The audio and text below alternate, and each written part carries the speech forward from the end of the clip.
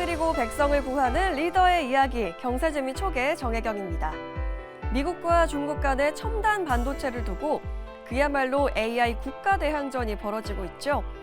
이런 상황에서 중국의 작은 회사가 만든 생성형 인공지능인 딥시크가 세계를 깜짝 놀라게 했습니다. 중국은 지난 3월 최대 연례 정치 행사인 양회를 폐막하면서 장관급은 물론 시진핑 주석까지 나서서 AI 기술 개발을 촉구한 상황인데요. 이런 상황에서 우리는 중국의 흐름을 어떻게 바라보고 우리 반도체 국제시장 전략을 어떻게 짜야 할까요? 오늘 경제자민 촉에서는 전병서 중국경제금융연구소장을 모시고 중국의 정치-경제 상황과 그에 대응하는 우리의 전략에 관해 이야기 나눠보겠습니다.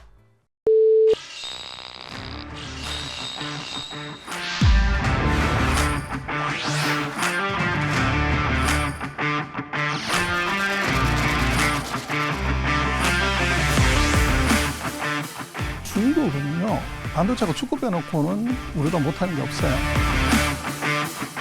달 보고 기도하는 나라가 있고, 달 뒤편으로 올라가서 흙을 퍼와가지고 이걸 실험하는 나라가 있어요.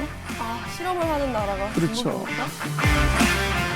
영미실중을 하는 것, 명분은 미국과 계속 유지를 하고 실리는 중국과 해서 챙길 수 있는 것들을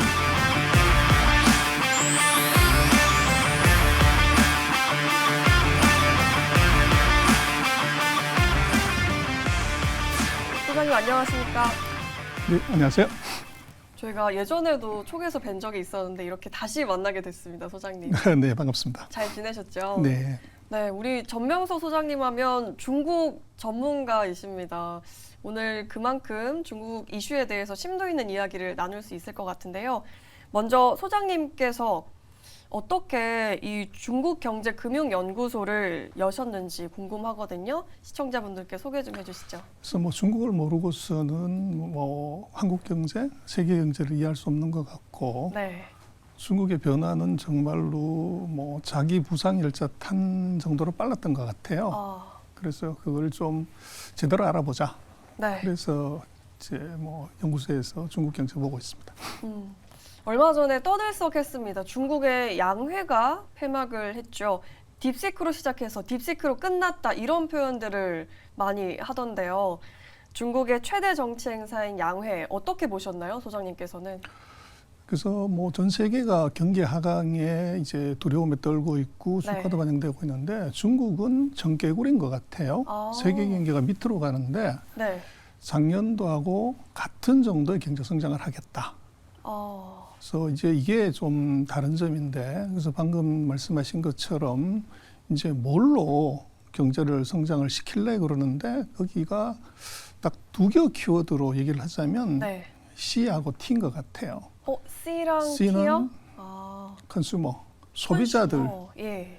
이 내수 소비를 통해서 성장을 하겠다는 게 하나 있고, 또 하나는 방금 말씀하신 딥시크 같은 이 AI를 포함한 이제 신기술 산업을 가지고서 경제를 성장하겠다. 그래서 뭐 굉장히 주식 시장에서 좋아하는 테마죠. 그래서 보면 이제 며칠 전에 보면 트럼프 대통령이 뭐 관세 얘기를 해가지고 주가를 폭락을 시키는데 그날 보면 중국은 주가가 올라가는, 전 세계 주가가 폭락하는데 올라가는 그런 현상을 만든 것 같아요. 전 세계를 깜짝 놀라게 한 딥시크 돌풍이었습니다. 중국의 생성형 인공지능인 딥시크 어떻게 만들어진 것이고 그 능력은 대체 어느 정도인지 실체가 궁금합니다. 그래서 우리로 치면 뭐 여의도에 있는 투자 자산 뭐 운용회사, 이제 40세 된 CEO가 만든 이제 뭐 AI 회사죠. 정말로 구멍가게인데 이게 이제 그 오픈 AI의 O1 수준의 이제 실력을 보여준 겁니다. 그래서 오픈 AI를 뭐 한 94 정도, 100점 만점에 그 정도로 가면 지금 딥시크 같은 경우는 한 80점 중반대, 이제 그런 정도까지 올라왔다는 거죠. 그래서 이제 뭐 다 생각은 AI는 이것은 미국에서 개발하고 미국에서 개발한 것들을 쓴다고 생각을 했는데 이게 지금 딥시크 같은 경우는 개발한 사람 또 CEO 이 사람들이 단 한 명도 미국에서 공부한 적이 있거나 미국에서 일을 한 적이 없는 사람들이에요. 순수 이제 토종 중국인들이 개발한 것이 네. 이제 미국의 최고의 그 AI 모델을 뒤통수를 쳤다. 이제 그게 굉장히 쇼킹했죠. 전 세계가 놀랐을 뿐만 아니라 특히나 선진국인 미국에서도 굉장히 많은 주목을 했는데요. 중국의 어떤 환경이 이렇게 딥시크를 개발하게 만든 걸까요? 그래서 이제 미국과 중국의 경쟁처럼 보이지만 네. 제가 볼 때는 이것은 미국 엔지니어하고 중국 엔지니어가 아니라 네. 중국 엔지니어들끼리의 싸움이었다. 그래서 지금 전 세계 AI의 개발자들의 47%가 중국인이라는 겁니다. 그래요? 그러다 보니까 뭐 어떤 회사가 또 평균 쳤을 때 2명 중에 1명은 중국인이 개발자라는 것이고, 그래서 어떻게 미국에 한 번도 가보지 않은 이제 중국의 토종 엔지니어들이 네. 정말로 전형적인 미국 스타일의 오픈 AI를 그렇게 빠른 시간에 캐치업했냐는 것은 결국은 오픈 AI의 개발자들도 중국인이 절반이 넘었고, 네. 그러다 보니까 논리 구조, 추론의 구조가 그 중국인의 사고방식하고 똑같았다는 거죠. 그래서 빨리 리버스 엔지니어링을 해서 이제 캐치업한 것이 있었고, 그다음 우리가 좀 간과하는 것은 그 딥시크는 중국에서 그 만든 AI 모델 중에서 네. 맨 막내입니다. 딥시크보다도 훨씬 잘하는 이제 회사가 오호육룡이라고 호랑이 5마리에 용 6마리. 그래서 11개 모델이 이미 이제 뭐 몇천만 명의 가입자를 갖고서 운영을 하고 있었고, 딥시크는 이제 말씀드린 것처럼 조그마한 우리 같은 여의도에 있는 자산 운용사가 하는 AI 네. 기업이었기 때문에 관심이 없었던 거죠. 근데 문제는 12등 정도 하는 회사가 그런 정도까지 올라왔다는 것은 중국이 그 서방 세계가 알지를 못해서 그렇지 AI에 대한 인프라 투자가 많았다. 두 번째는 결국은 이제 AI는 빅데이터를 모아서 거기서 IP를 뽑고 네. 그걸 가지고 인공지능을 만드는 것인데, 그 빅데이터는 제일 많이 나오는 게 핸드폰이죠. 네. 그다음 노트북, 뭐 전기차 이런 데인데 지금 전 세계에서 핸드폰 가입자 수가 중국이 17억 5천만 명입니다. 미국의 4배 정도 되고, 또 노트북이나 뭐 다른 것들도 미국보다도 가입자 수나 사용자 수가 월등히 많죠. 네. 그래서 빅데이터의 양이 어마어마했고, 또 그런 빅데이터를 서방 세계는 그 개인정보 보호 때문에 쉽게 쓸 수가 없는데 중국은 그것이 제한이 엄하지 않았기 때문에 네. 자유롭게 쓸 수 있었다는 거죠. 그리고 이제 재미난 것은 오픈 AI는 이름만 오픈이지 실제로 오픈한 게 없어요. 폐쇄죠. 자기가 모든 걸 다 갖고 있고, 네. 근데 이 딥시크는 모든 알고리즘을 다 공개해서 누구나 와서 그걸 퍼가지고 가가지고 이제 모델을 만들 수 있게끔 만들었어요. 그러다 보니까 딥시크는 연구원이 139명밖에 없지만 네. 그게 발표되고 나서 불과 뭐 일주일 사이에 2,3천 개의 모방 모델이 나온 거죠. 네. 그 얘기는 뭐냐 그러면 딥시크는 자기는 알고리즘을 파간 사람이 누군지를 알기 때문에 순식간에 3,000명 이상의 연구원을 뽑았다고도 볼 수 있어요. 바뀐 것을 계속 알 수가 있으니까. 그래서 결국은 개방형 모델을 가져갔던 것이 이것이 이제 그 발전의 속도를 굉장히 빠르게 했고, 네. 또 이제 사회적인 인프라가 잘 갖춰져 있었다. 네. 뭐 그런 한 3가지 요인이 있었던 것 같아요. 이렇게 중국이 등장을 하면 미국을 언급하지 않을 수가 없습니다. 지난 2월에 트럼프 대통령이 중국산 수입품에 10% 관세를 부과를 하고요.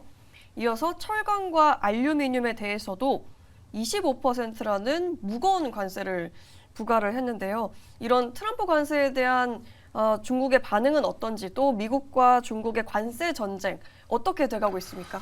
제가 볼 때는 뭐 전문가한테 물어보는 것 말고 답을 정확하게 줄 수 있는 사람이 있어요. 미스터 머니라고. 네, 누구예요? 돈한테 물어보면 되는 거죠. 그래서 만약에 우리 같은 경우에 미국이 25% 기존에 있던 관세에다가 예를 들어서 20%를 더했다면 45% 보복 관세를 때리면 우리나라 주가는 어떻게 될까요? 대폭락을 했겠죠. 안 나옵니다. 예. 근데 미국이 이제 보복 관세를 10% 플러스 10%, 20% 추가해서 45%를 때렸는데도 중국 네. 주가는 별 변화가 없어요. 오히려 슬금슬금 올라가는 거죠. 이 얘기는 뭐냐면 그 보복 관세의 효과가 별로 없다. 그게 이제 돈이 바라보는 그 보복 관세의 효과고 왜 그러냐 하는 것은 이미 뭐 우리 감기도 그렇지만 예방 주사를 한번 맞으면 네. 그게 이제 별로 두렵지가 않죠. 이미 4년 전에 트럼프의 무역 전쟁을 겪었기 때문에 중국은 네. 트럼프의 이번 카드는 이미 읽고 있는 거죠. 그게 준비가 이제 충분히 되어 있었고 최근 4년 사이에 중국의 변화는 대미 수출 비중이 과거에는 뭐 한 30%, 뭐 20% 이렇게 되다가 작년에 보면 그게 15%밖에 되지 않아요. 네. 그래서 미국 이외 지역이 85%라는 거죠. 그래서 그 비중이 훅 낮아졌고 과거 같으면 이제 전체 무역 수지 흑자의 거의 90%, 96%가 미국에서 난 흑자였는데 네. 작년 같은 경우를 보면 그게 36%로 3분의 1로 줄어들었어요. 그러다 보니까 미국으로 수출이 0이 된다고 하더라도 중국 경제에 미치는 영향은 4년 전, 8년 전에 비하면 굉장히 작다는 겁니다. 그래서 이게 이제 다른 점이고 거기에 카드 2장을 더 냈습니다. 하나가 뭐냐면 그 광물 자원, 히토리 금속을 수출 안 하겠다. 그래서 이게 하나 있었고 또 하나는 구글을 제재를 했어요. 기업, 구글에 대해서요? 그렇죠. 기업 카드를. 그래서 지금 스텔스기 F-35 같은 경우도 그걸 만들려고 하면은 히토리 금속이 한 450kg 이상이 필요해요. 근데 히토리 금속의 전 세계의 60%를 중국이 장악하고 있어요. 네. 이걸 만약에 공급을 안 해버리면 미국이 첨단 무기 뭐 이런 걸 만드는데 문제가 될 수 있고 이제 제일 중요한 것은 왜 구글을 제재를 했냐. 뭐 중국에서는 구글 검색이 되지도 않거든요. 네. 그래서 요거는 카드로 보여준 겁니다. 이렇게 할 수 있다라는 그렇죠. 그래서 제가 볼 때는 미국이 중국한테 잡힌 인질이 3명 있어요. 그게 뭐예요? 첫 번째가 테슬라입니다. 테슬라. 지금 트럼프 대통령의 퍼스트 워디라고 하는 테슬라는 생산 캐파의 40%, 전 세계에서 제일 큰 전기차 공장이 상하이에 있습니다. 린강 지역에. 매출도 한 37%가 중국에서 이루어져요. 만약 이걸 제재하면 어떻게 되냐? 테슬라 주가가 폭락하게 되죠. 두 번째가 애플입니다. 애플은 아이폰, 아이패드, 아이팟의 95%를 아직도 중국에서 생산합니다. 그래요? 그럼 중국 공장을 6개월만 문 닫아라. 이러면은 미국의 시가총액 1위하는, 세계 시가총액 1위하는 회사의 주가가 어떻게 되냐? 그럼 나스닥이 대폭락할 위험이 있는 거죠. 그리고 세 번째 인질은 월마트입니다. 뭐 미국인의 일상생활에 반드시 필요한 슈퍼인데 거기서 파는 물건의 원산지를 보면 60%가 메이드 인 차이나라는 겁니다. 그래요? 그래서 관세가 85%에서 중국이 만약에 월마트로 가는 물건을 하나도 수출 안 한다 그러면 무슨 일이 벌어지냐? 최근에 뭐 미국도 계란값이 올라가지고 이제는 농수산부 장관이 닭을 기름가지고 계란을 드시라고 이렇게 이제 얘기까지 하는 판이니까 이건 굉장한 샥이 있을 수 있어요. 그래서 그런 3가지 카드를 중국이 과거와 달리 쥐고 있기 때문에 미국의 뭐 보복 관세에 대해서는 좀 무덤덤하게 대응하고 있는 것 아닌가 싶어요. 미국과 중국의 상황에 대해서 저희가 짚어봤는데 세계의 흐름 속에서 또 우리가 가야 할 길이 앞으로 더 중요할 것 같습니다. 우선 반도체를 보게 되면 우리나라가 엔비디아의 HBM을 공급을 하고 있잖아요. 이런 한국이 AI 산업을 살리려면 어떤 정책이 필요할까요? 그래서 뭐 지금 세계는 AI 전쟁이 벌어졌어요. 네. 그런데 AI를 하려고 하면 거기에 빅데이터가 있어야 되고 그 밑에는 이게 빅데이터를 만드는 이제 핸드폰이나 노트북이나 디지털 TV가 있어야 되고 그걸 만들려고 하면은 밑에 반도체가 있어야 돼요. 근데 지금 어떤 AI든 간에 지금 있는 컴퓨팅 환경에서는 엔비디아의 GPU가 있어야 되고 반드시 여기 붙어야 되는 게 우리 하이닉스가 만드는 HBM입니다. 뭐 하이밴드 메모리, 삼성 이게 지금 우리가 전 세계 마켓의 90%를 장악하고 있어요. 그래서 지금 엔비디아가 잘 나가지만 엔비디아 주가를 폭락시킬 수 있는 기업이 대한민국에 있습니다. 우리 하이닉스가 독하게 마음먹고 오늘부터 엔비디아의 HBM 공급 안 한다 그러는 순간에 HBM은 이게 문제가 되면 엔비디아는 단 한 개의 칩셋도 팔 수가 없습니다. 그래서 우리는 결국은 뭐 남이 잘하는 걸로 하면은 힘들고 우리가 잘하는 HBM을 갖고서 레버리지를 걸어서 가야 되는데 그런 소브레인 AI라고 하는 그 우리만의 특성을 가진 AI 쪽을 만드는 데 포커스를 해야 되고 근데 이제 문제는 그거 다 좋은데 GPU 칩, 엔비디아 칩이 필요해요. 그래서 이거는 지금 뭐 6개월, 한 달 기다려야 살 수 있고 그것도 이제 빅테크들한테만 이제 주는 그런 상황이기 때문에 우리로서는 AI를 하고 싶어도 칩이 없는 거죠. 그래서 여기에 이제 우리가 정부나 뭐 정치가 중요한 역할을 해야 되는 것은 제가 볼 때는 이 하이닉스가 뭐 한국한테 칩을 더 팔아라 이렇게 얘기할 수 없기 때문에 정부가 오다라는 거죠. 트럼프처럼. 그 하이닉스가 지금 독점적으로 엔비디아 칩에 HBM을 공급을 하는데 예를 들어서 우리가 공급하는 숫자의 5분의 1만큼의 GPU 칩을 이걸 한국한테 우선 공급해라. 네. 그렇지 않으면 HBM 공급 못한다. 한국 정부의 행정 명령으로 그렇게 하게 되면 그걸 핑계로 우리가 엔비디아한테서 칩을 조금 빨리 받을 수가 있죠.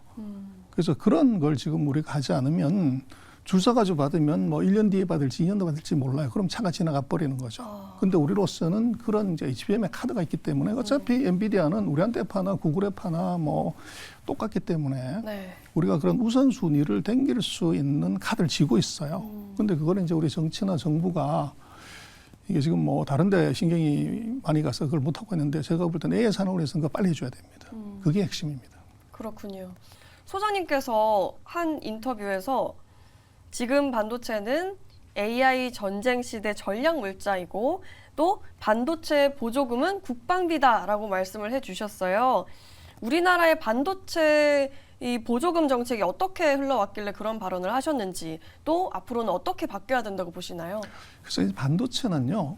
거대한 장치 산업입니다. 라인 하나 짓는데 대략 한 250억 불에서 300억 불 들어가요. 네. 그래서 이 정도 돈이 들어가면은 제조 원가에서 감가상각비가 한 40에서 45%입니다. 절반이 고정비인데 미국, 일본, 중국은 반도체 공장을 짓는데 바로 보조금을 지급을 합니다. 그래서 고정비를 낮춰주는 거죠. 네. 그리고 세금 깎아주고 뭐 이러는 건 당연히 하는 거고요. 근데 우리 같은 경우는 이게 반도체를 영위하는 산업들이 다 재벌 기업들이다 보니까 정치권에서는 재벌 기업한테 국가의 보조금을 준다는 건 말도 안 된다. 네. 그래서 우리는 보조금은 안 주고 세율을 뭐 어떻게 조정해 줄게 이걸로 계속 온 건데 그거는 다른 나라도 다 하는 겁니다. 그래서 우리가 다른 나라보다 더 잘하려고 하면 더 많이 주고 해도 못 따라갈 판인데 그것보다 못하게 주는 것은 이건 좀 넌센스고 지금 미국 같은 경우 우리가 보면 이제 재정이 뭐 이제 문제가 되고 이런다고 하는데 뭐 미국은 재정 적자가 $1달러가 나는데도 보조금을 줘요.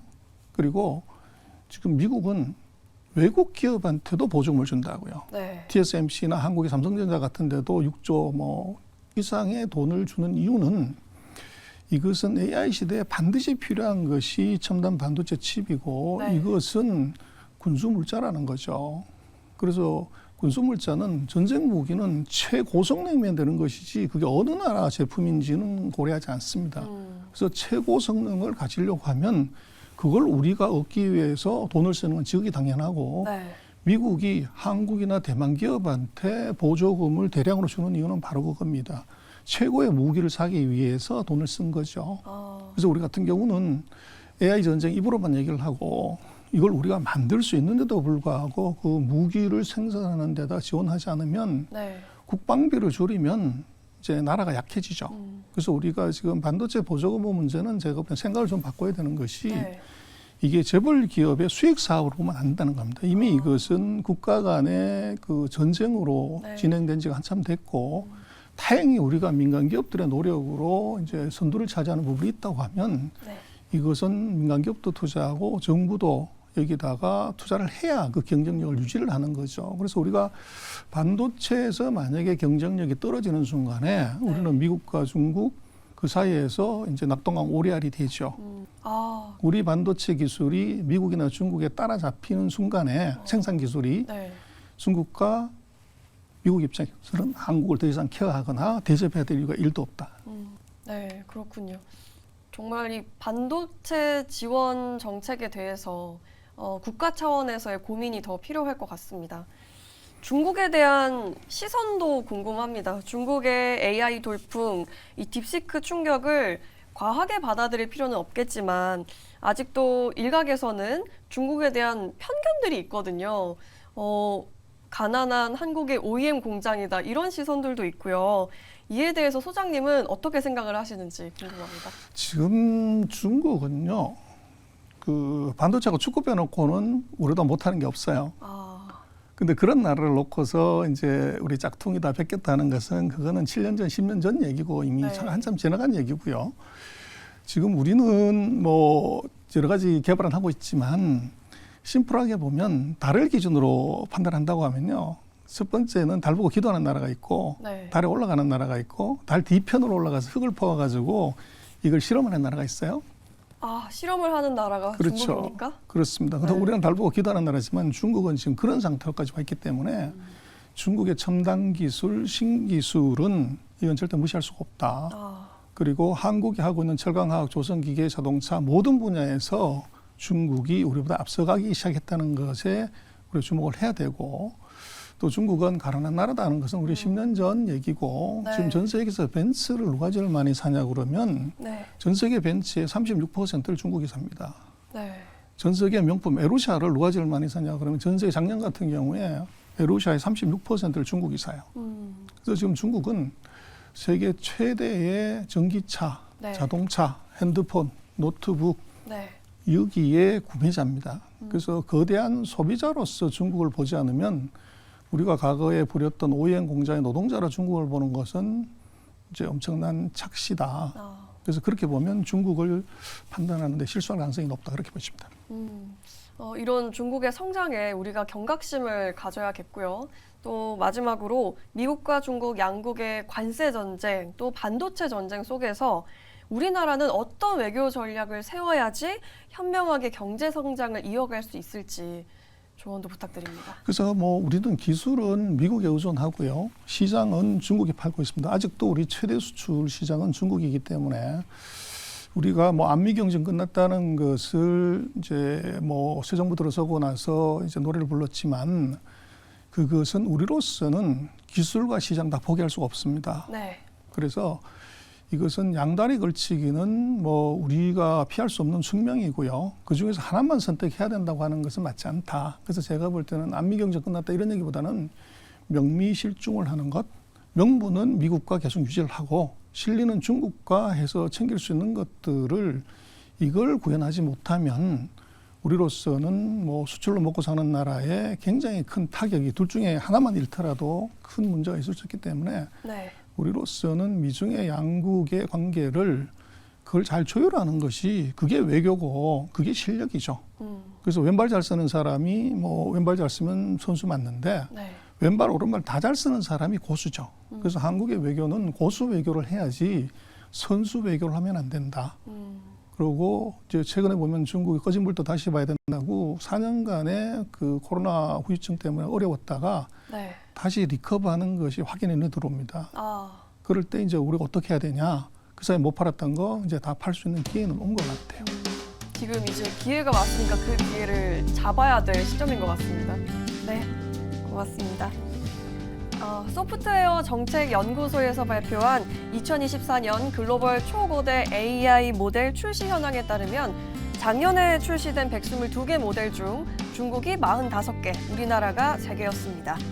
우리나라 또한 이제 기반 기술과 개발력으로 더욱 창조적이고 파괴적인 AI를 선보일 때가 되지 않았을까요? HBM을 보유한 IT 강국의 저력을 믿습니다. 소장님, 오늘 유익한 말씀 감사합니다.